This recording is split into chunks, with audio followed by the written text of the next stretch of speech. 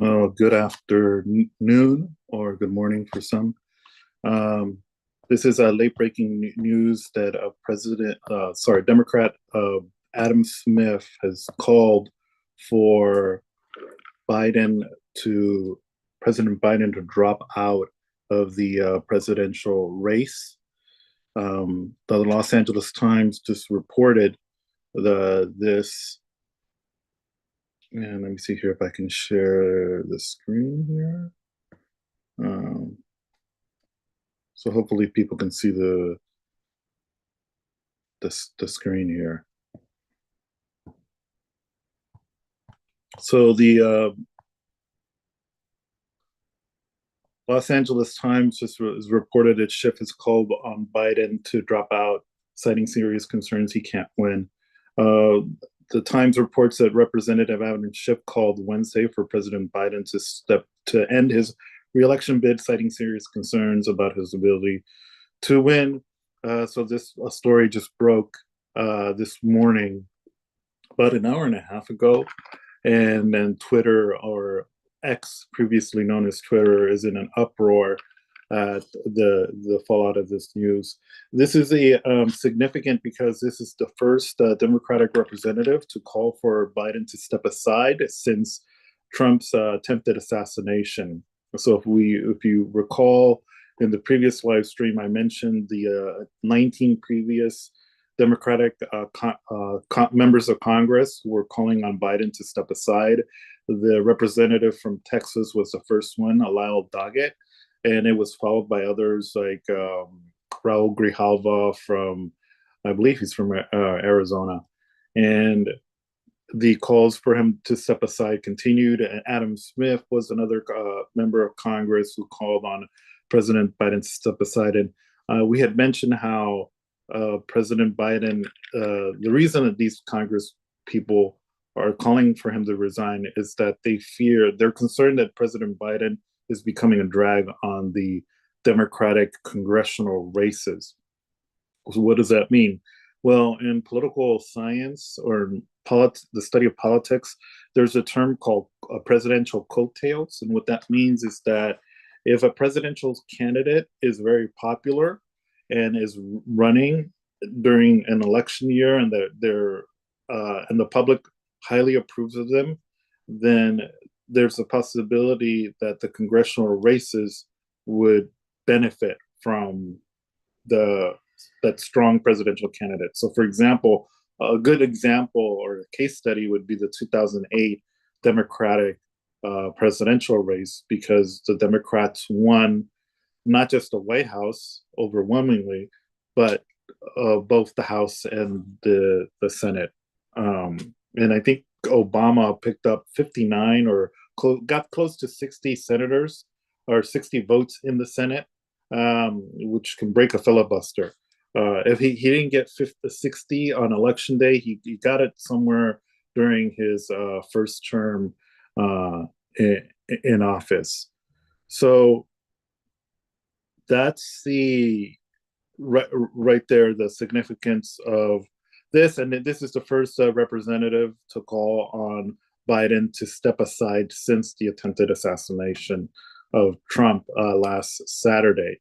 I'm going to read you a quote. There was a statement that a Schiff put out. He says that Biden has been one of the most consequential presidents in our nation's history, and his lifetime of service as a senator, a vice president, and now as president has made our country better. But our nation is at a crossroads, he continues. A second Trump presidency will undermine the very foundation of our democracy. And I have serious concerns about whether the president can defeat Donald Trump in November.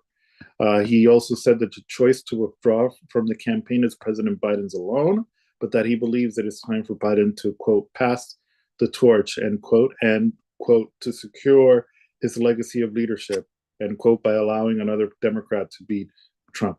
And he goes on and says, I will do everything I can to help them succeed. There is only one singular goal, defeating Donald Trump. The stakes are just too high. And that's the same goal that they had in the last election in 2020. And the reason why the Democratic Party picked Biden to run is because the voters and the Democratic establishment felt that Biden was the best bet for Democrats to defeat Trump in 2020. And it mentions here that, of course, Schiff is running in a Senate race because Dianne Feinstein passed away. And that's another scandal that the Democrats had kept hidden from the public was Feinstein's mental illness all these years. And she was forgetting things and forgetting people's names, forgetting that things had already occurred. And so her seat at the moment is held by Senator LaFonza Butler, who was appointed by Governor Gavin Newsom to basically serve the remainder of Feinstein's term. So an election was held, and they have in California what's called a jungle primary. And what that means is that all of the candidates in all of the political parties, both big and small, they run, and the top two vote getters go. If no one gets 50%, the top two vote getters go off in a runoff. Usually, what's happened since they instituted this new system, pretty recent system in California, is because California is such a blue state. The two runners up what happens is that if no one gets 50%, usually the two runners up end up being Democrats.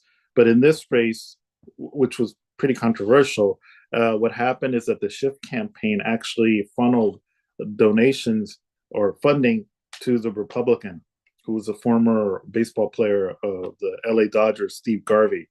And actually, in this race, the Republican, actually made it to the runoff and outvoted progressive senators Barbara Lee and Katie Porter, who were running. So a lot of people on the left were very upset that Schiff had done that. And ironically, or consequentially, because he did that, it's believed that some of the congressional races in California were affected by that level of support. So it's believed that some of the congressional races that the Republicans actually came out on top in the jungle primary because of Schiff's support for Garvey. So I'm going to take you now to X, formerly known as and so you see right there, Adam Schiff right there, it's trending. You see that when I just typed his name there, see right there, Adam Schiff trending. So a lot of people in Biden world are upset.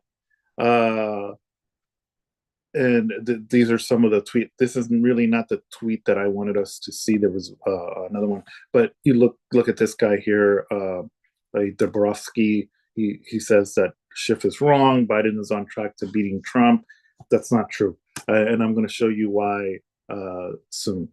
And he's estimated to receive 277. So that he might have received an estimate from one organization, but that's probably most likely an outlier because that's not what's happening at the moment. And then that's that. And when I show you some of the data, I believe it was put by the Associated Press, you will see why all of these members of Congress are coming out and saying that they think Biden should step aside. Adam Schiff has called on Biden to step out of the race. I've had enough of this blankety blank crap. The election is less than 4 months away. Democrats need to stand together. Biden has already said he's not quitting. If this doesn't stop, this BS is going to cost us the election. So they're already going to blame Biden world. They're already going to blame. They already have someone to blame. Usually they blame progressives, for their failures. Or if they don't blame, if the progressives aren't there for them to blame, then they'll blame the third party. They'll blame, Joe Stein, the Green Party. Or previously, they blamed, Ralph Nader, the Green Party. He's the reason why more Democrats voted for George Bush in 2000 in Florida than voted for Nader. It's Nader's fault. That's why we have Bush. So do you see it here? They're going to blame people like Schiff for a change. Actually, they're going to blame somebody from the establishment. So Adam Schiff has become the donors blankety blank. Well, okay, so that's fine, but here's the thing about that. If you're going to make that accusation, that critique, you can make that critique, but you have to realize that President Biden is accepting these donations from these wealthy donors. So you can't make these blanket like accusations, right? When you yourself are basically taking from the same source. Okay, so if you have a problem with the heiress of Disney saying, I'm not going to donate to your campaign anymore, then maybe Biden shouldn't be taking donations or having his campaign accept PAC money from her or accepting donations from a wealthy billionaire. If if Biden had come out and said, I'm not accepting donations from the billionaire class, right? And I'm going to represent working people, then this criticism here would be a legitimate criticism, but it's not, because the establishment they are beholden to these donors. I wasn't going to say anything about Adam Schmidt, of course, because he's running, but he's going to win. But I am tired of the BS. So a lot of people are saying BS. So this is kind of showing the frustration of Biden world that they're kind of seeing the writing that's kind of on the wall. And here's another person here, Keith Boykin. Adam Schiff is my congressman in California, and is currently running for Senate. If he can't get behind the Democratic ticket in November, then he needs to drop out of the race. Why would he drop out? They've already had, like I mentioned, a jungle primary, and he got elected. There's no question about Adam Schiff's mental capability. There's a question about Biden's mental capability, and what came out after the Democratic primaries surprised some people, including the donor class, and they were taken aback by how poorly is an understatement, the meltdown that Biden had during that debate with Trump. So they were not told about that. So here is the information. This guy's a pretty good reporter, Ken Kleppenstein. Why is this coming out? Well, they are looking at some new polling data, and it says here that some swing voters are increasingly view Biden's age as a larger concern than Trump's criminal charges. So you see the data there. This is coming from the Associated Press. Pre-debate, 50%, all likely voters, were concerned with Biden's cognitive abilities. 45% were concerned with Trump's criminal background. After the post-debate, so this is not really statistically significant because it's just a 2-point bump. And then swing voters, okay, so this one I think probably, yes, this one is. So this is the concern. So you have what's called swing voters who vote sometimes Democrat, sometimes Republican, okay? Or maybe sometimes other, right? Because there are other parties too, though they don't have a chance. Before the debate, swing voters polled in this data this is data for progress poll, by the way.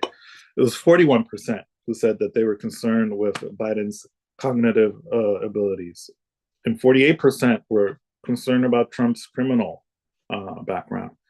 After the debate is a 12-point shift. So yeah, 53% to 37%. So this is part of the concern. There's also other polling data that came out today that Biden's really struggling in these swing in almost all of the swing states, and then 2/3 of Democrats want Biden to step aside. 65% of Democrats want Biden out, is what this poll is suggesting. And they break it down by race. Overall, 65% of white Democrats are the biggest group, with 67%, and Latinos 64%. And the African American, it's split almost pretty much 50-50. Pretty much, it's split. People say that he should continue running or that he should drop out. So this is the concern that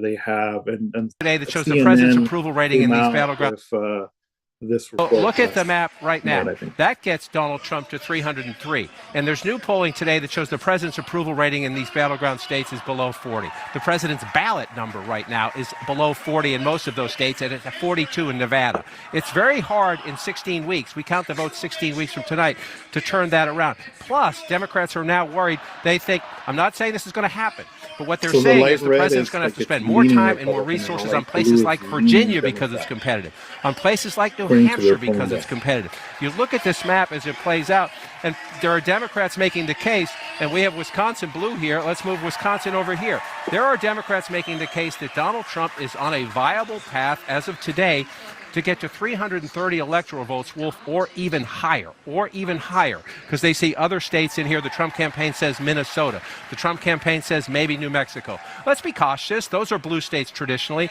but the president's standing, his approval rating, his ballot number, people's views about how old he is, and people who view the state of the economy are very bad for the president right now. And so even if you just go back to where we start, Donald Trump is in command. The numbers are getting worse for the president, Wolf, and Donald Trump has an opportunity with this convention to build it even more. They can. Look at the map right now.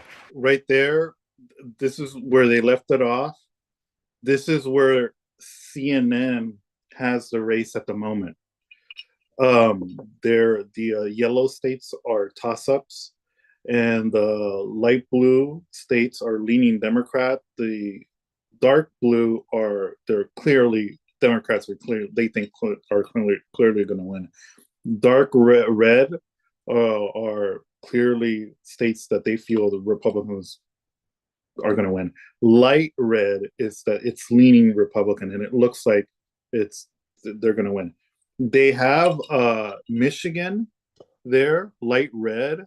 I don't think they changed it because they mentioned here that he would have to change Michigan from light red to maybe light blue, right? So, or pull off a victory. And like I mentioned in the previous live stream, like I said before, the issue in Michigan that's given Biden trouble is Israel's genocide against Gaza. And during the Michigan primary, you had the uncommitted movement get a significant amount of support. And in the Democratic convention, there are going to be about 20 delegates who are going to be representing the uncommitted movement. So, like the hypothesis that I have formulated is that Biden needs to ensure a ceasefire happens before the election. If he does that, then he has a chance of retaking the lead in Michigan. A lot of this polling information that I'm showing you, it's like a snapshot. It's not a predictor, okay? So because, you notice that some of them were within the margin of error. Some of it was well beyond the margin of error of 3%. It's something that's significant. So, and the polling is not really like it doesn't tell you what will happen on election day. It's just like a snapshot or a progress report of how your campaign is doing at the moment. It's not 100% correct science, but traditionally it's been, for the most part, pretty close. So that's, I think, what would need to happen for Biden. He would need a to turn this thing around. He would need a ceasefire.